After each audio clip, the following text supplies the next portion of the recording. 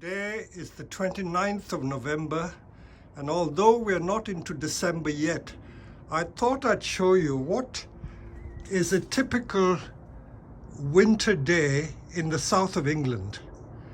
We had a storm up in the north of Scotland and the northeast of England, and as far down as the Midlands in Birmingham and Leicester, which is only like 150 miles away, and they had deep snow. I heard on the news this morning that there was a pub in Yorkshire that was covered in 9-foot drift of snow. But here in the south of England, we're very lucky.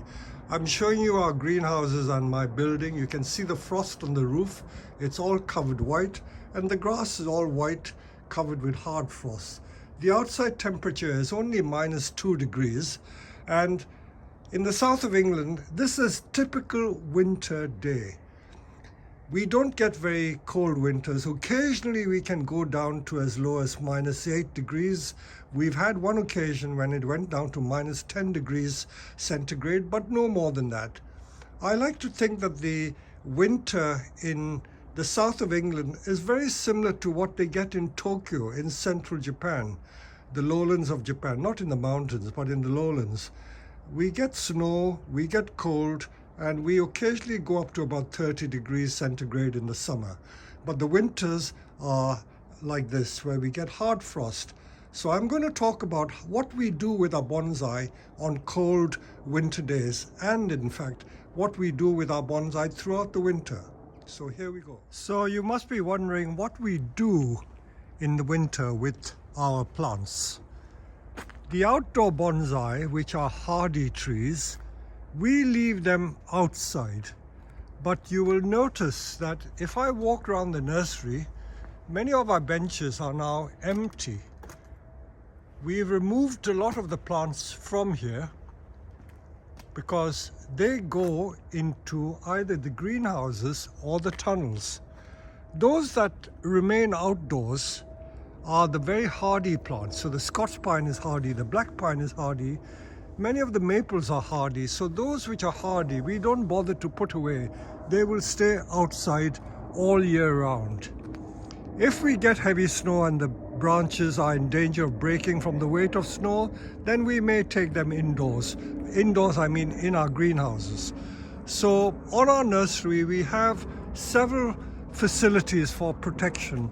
This shade netting, although it acts as a summer shade so that the sun doesn't burn the plants, in the winter it keeps the frost off the trees, so that provides protection. Our greenhouses, we have 2 huge greenhouse complexes. So these greenhouses are used for keeping our so-called indoor bonsai. Again, you see these are the outdoor bonsai. They don't get put away. And then in our shade tunnel, this is a green shade tunnel, and here we put more of our trees. So let me walk in here and show you how these trees are protected. Simply coming into this shade tunnel, you will feel that it is maybe 1 or 2 degrees milder or warmer than it is out in the open. So in this shade tunnel, we keep our beech trees, our Japanese maples, which now have lost all their leaves, and we keep quite a few of our evergreens too. So this shade tunnel, the frost comes in, but it prevents the overhead frost from burning the foliage. So this provides quite a lot of good protection. How do I determine which trees need to come in? I know, for instance, that dried maples are slightly tender, so they get protected. Some of the more expensive junipers, Japanese white pines, I protect them here. So these are the outdoor trees that I give some protection just to be on the safe side. Just to be on the safe side. Pyracanthus, I think they could go into the plastic tunnel because the shade tunnel may not be adequate protection for them. So while I'm here, I'm just adjacent to the plastic tunnels or polytunnels. We have 2 polytunnel complexes. So in that twin span polytunnel, we keep some of our plants there. And in this polytunnel, we also keep our plants here. So the plants that we keep in here are some of the trident maples. This is the very big trident maple. The fig trees, the edible figs, Ficus carica. Olive trees we keep in here.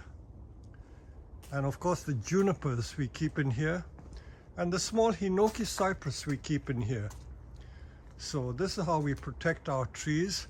And this is certainly about 2 or 3 degrees centigrade milder than it is outside. So this is very good protection. What is very significant when we use the polytunnels is that it prevents the evergreens from getting the frost burn. As many of you will know by now, I often mention the frost burn. Chinese junipers, if they're left in the frost, they get a slightly brown color. But if they are protected, they don't get that brown color. The brown color I call the frost blush. Just as the sun can give you a suntan, the frost can give this brownish tinged to evergreen trees. So these junipers are very green, but if they were left out in the frost, they will turn brown. I remember going to Japan many years ago in the winter, and I was delighted to see that many of their junipers also had that brownish color. This one's got a slightly brownish color. So this is what you will get in the winter when junipers are exposed to frost. It doesn't kill the tree, it just makes it look this yellow or brown color, which is not very pleasant. Many people don't like that color, but I can assure you it doesn't kill the tree. The trees are perfectly okay. So this is our second facility. For those of you who don't have these facilities, I will show you exactly what we do. So the next bit of the video will be about how to construct some protection facilities for your outdoor bonsai. So let me show you the type of materials that I use for protection. What I have here are several things. This is ordinary plastic sheeting, so this is very useful. We've got loads of this. These are the plastic sheets from our old polytunnels. So this is very good stuff to use. And this material, in case you're wondering what it is, we call this fleece.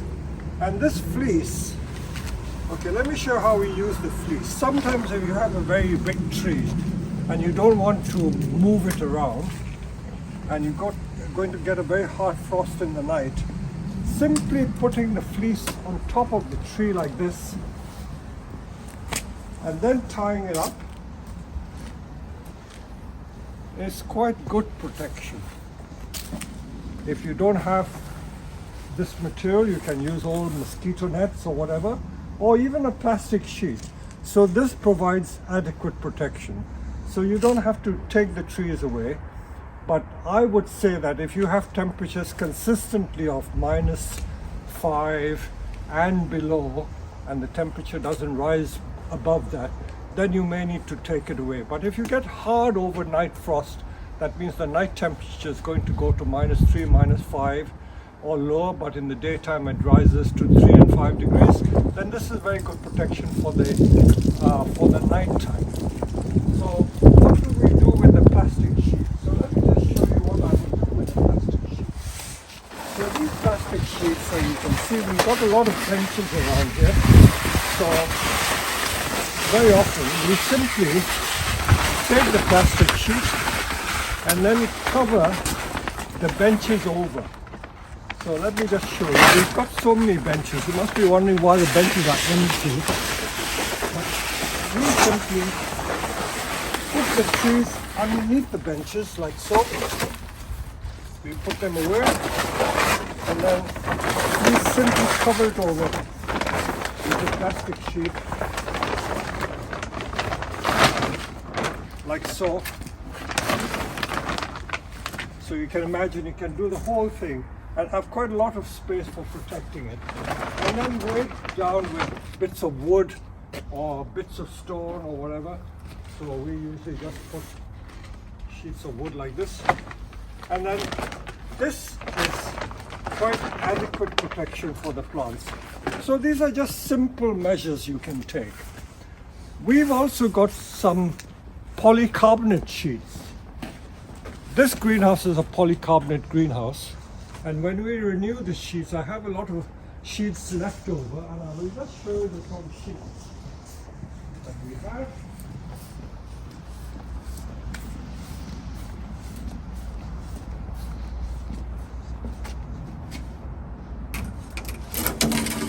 This is the stuff. This is the modern equivalent of glass. In the old days they used to use glass, but now we use polycarbonate. So you can either use it to protect the sides, or you can just put it on top of the benches to protect the trees. And then you can make a very nice little house just by constructing things like that. So this we find very useful for protection. So these are the little ideas you can try for yourself. So when you get a very hard winter, you can protect the trees like this, short of having a proper greenhouse. But we are spoiled because we have a lot of greenhouse and tunnel facilities. But if you don't have the tunnels and greenhouses, these are the measures you can take to protect the trees. But remember that trees are not like human beings and animals which are warm-blooded. They don't even have blood, so they are the equivalent of like cold-blooded creatures. So they don't really feel the cold, but if the temperature goes too low, the cold will freeze the cells and burst the cells and can damage and kill the plants. So good luck with your little ideas for protecting plants in the winter. Those of you who are lucky enough to live in the tropics and don't have the problem of hard frost, probably you don't need to do this. But for those of us who live in the cold countries, this is what we have to do. Winter is a lovely time, but there are certain precautions you need to take. So just going underneath this makes you feel warm. It feels warm underneath. So this lovely material fleece, you can buy it from most garden shops and you can buy it online. So there you go. We are into the third week of January, and in the UK, or southern England to be precise, this is the time of the year when we have the coldest temperatures. Last night we had a typical winter temperature of -2 degrees. Last week we had -3 or -4. And on the odd occasion, maybe once every 3 or 4 years, it goes down to -7 or perhaps -8. No more than that. So as you can see, we still have a lot of our conifers displayed out on the benches. They don't get any protection. They just stay here all year round. This is a Korean hornbeam and it's not protected. Here we have a juniper, again not protected at all. There are certain species that we try to protect, but if the pots are large enough, we don't bother too much. The English yew is one tree that tends to have the roots frozen, and if the roots are soft, they can rot and can cause problems. The pines, of course, are very, very tough. The junipers, as I've mentioned many times before, they turn this funny brown color. But they are very hardy. Camellias are hardy. Japanese white pines, if they have been in the UK for many years and get acclimatized, they don't tend to suffer much.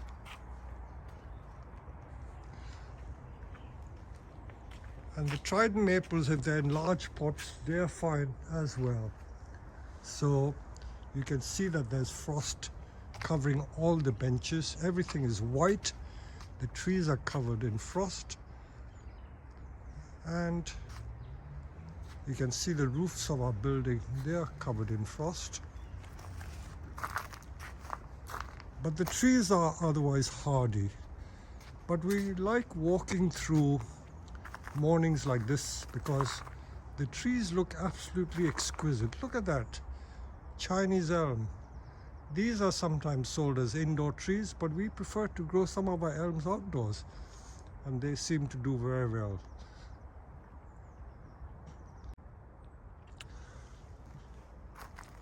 The Japanese white pines are hardy, so are the Japanese black pines.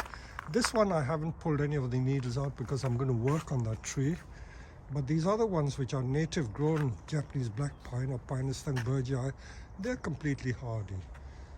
Another beautiful view of a Chinese elm covered in frost. That's a Korean hornbeam covered in frost. Another Chinese elm covered in frost. Look at the detail. See how pretty they are. Look at the leaves.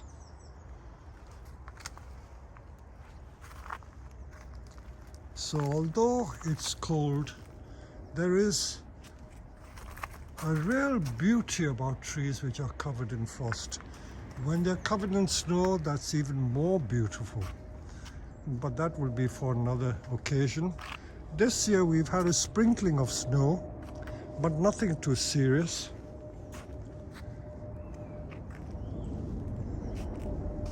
And my favorite image is this Japanese greybark elm, Zelkova serrata. Look at that beauty. Absolutely beautiful, covered in frost.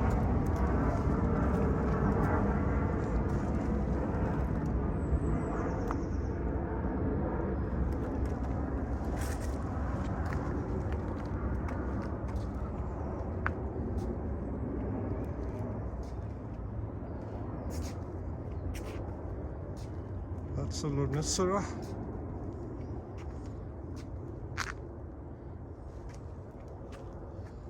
And the rest of the garden, of course. My plants are all covered in frost.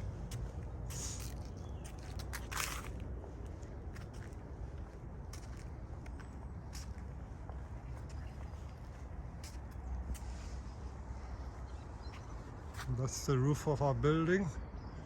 Whenever it's a cold night, the whole roof is white.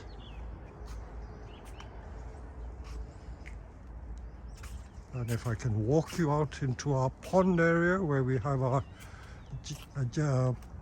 Niwaki trees or Japanese garden trees, which are made from Scots pines. You've seen me working on them. That's a Bovernensis pine in the foreground. And needless to say, my pond is frozen. This year I only went once into the pond to clean it.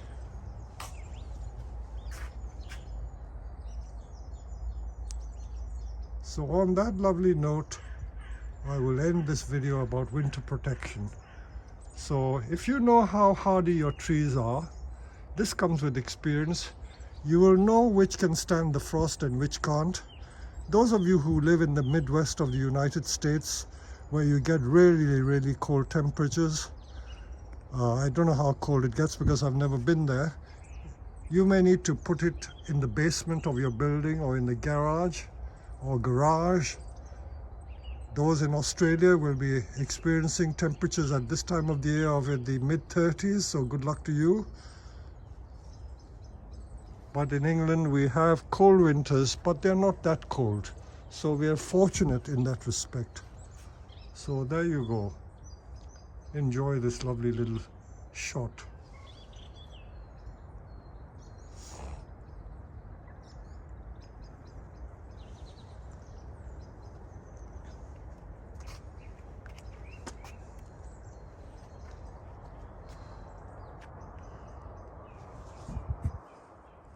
Another idea that I should mention is that simply putting plants underneath the staging provides quite a lot of protection. Those little cedar trees there are under the main display bench, so that gives it a lot of protection. We use this method really for our young plants. See, those maple seedlings are kept under the bench, and that will be there throughout the winter, and that is quite enough to give it lots and lots of protection. Even within the greenhouse or the shade tunnels, see, if we come in here, you see the trees are shaded by the netting, but underneath the bench we also put trees